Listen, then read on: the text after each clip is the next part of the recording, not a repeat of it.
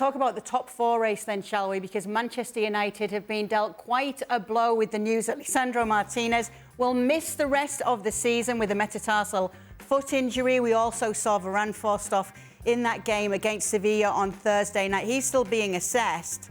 But how much does this hurt them to be losing a player like Lisandro Martinez, potentially Raphael Varane as well, Stevie? Yeah, no, it definitely does. Listen, your two starting centre-backs are very important to any team. We always talk about the base and everything else. And Martinez and Varane have been excellent.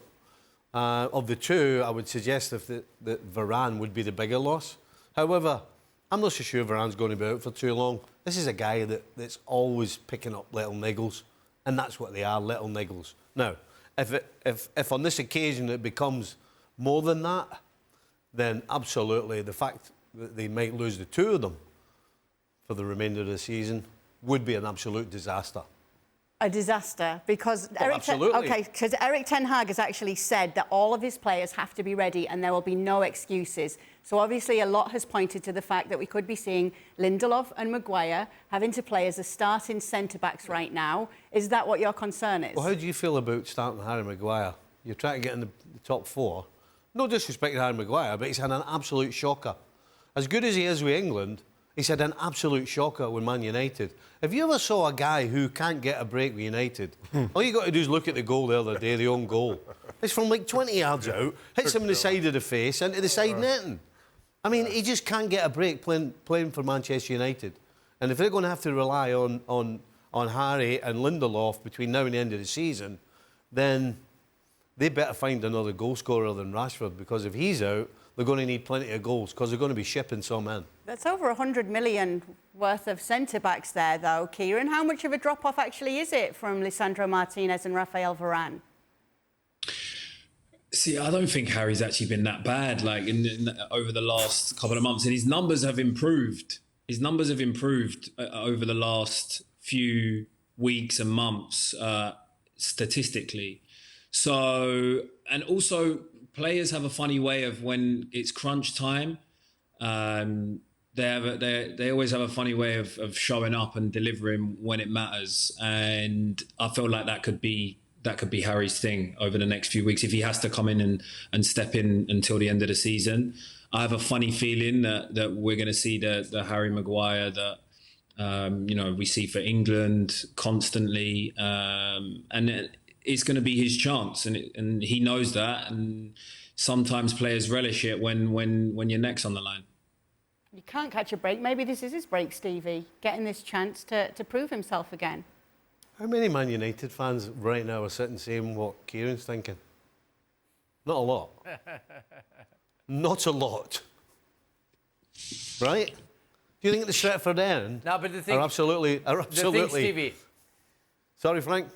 I'm sorry, but I think that's the message that Ten Hag has to send.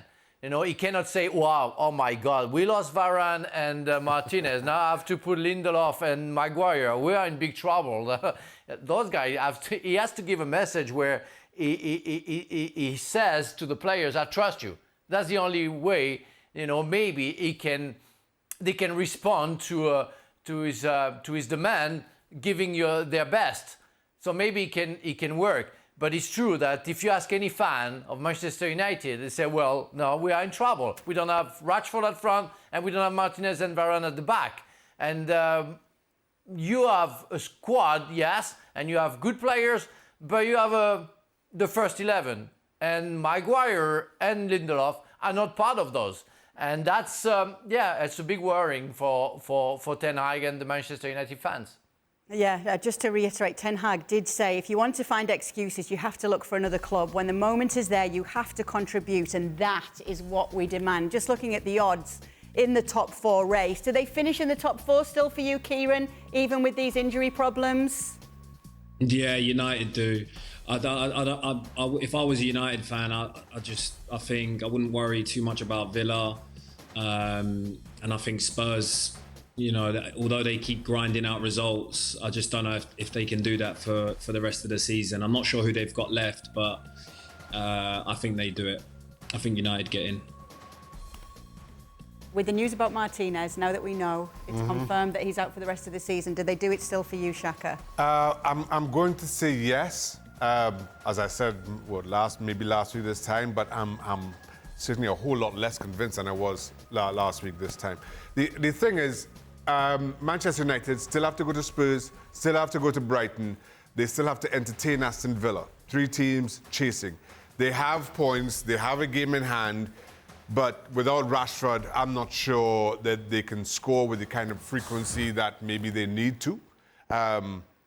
Keep in mind, we are talking about a Manchester United, after those substitutions, concede 2 goals against a very poor Sevilla side. Despite Sevilla's record in the Europa League, this is not a good version of Sevilla.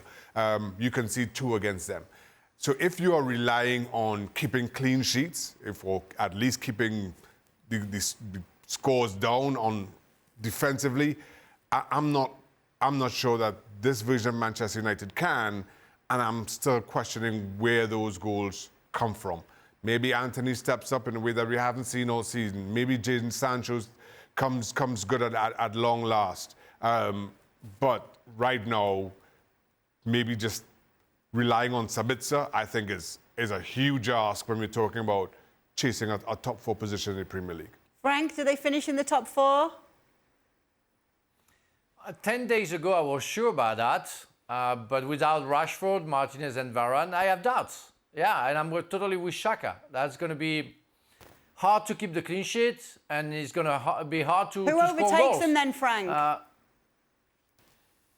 Well, if it's not Manchester United, I would go for Spurs, for sure. They're just behind, and they're getting some points, and they have to receive also Manchester United.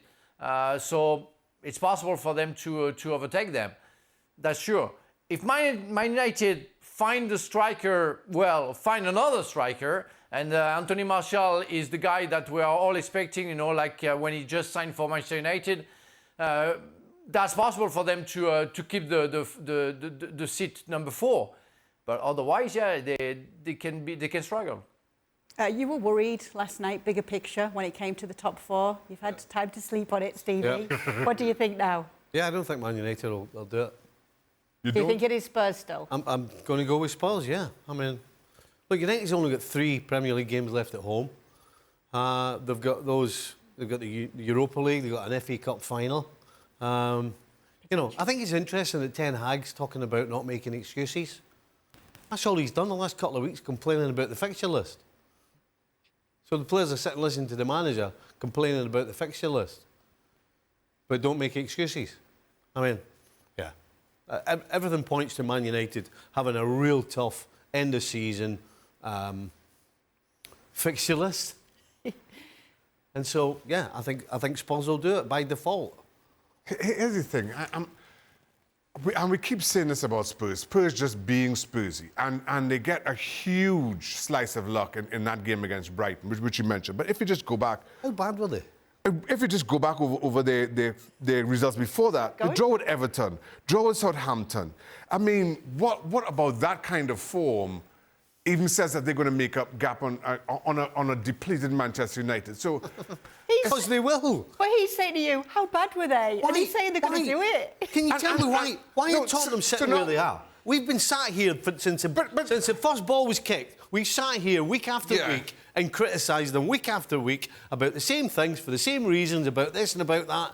And all season long we've said the same thing. And where are they? Can we just go with nobody finishes 4th? We have a top 3 and then 5th down. Yeah. Nobody's finishing 4th because between all of them, it's just so hard to make any kind of reason for them finishing top 4. It really is. Yeah, we've still got a chunk of season left to continue to talk about the top 4 race. Nobody's finishing 4th. Be continuing to do so here on ESPNFC.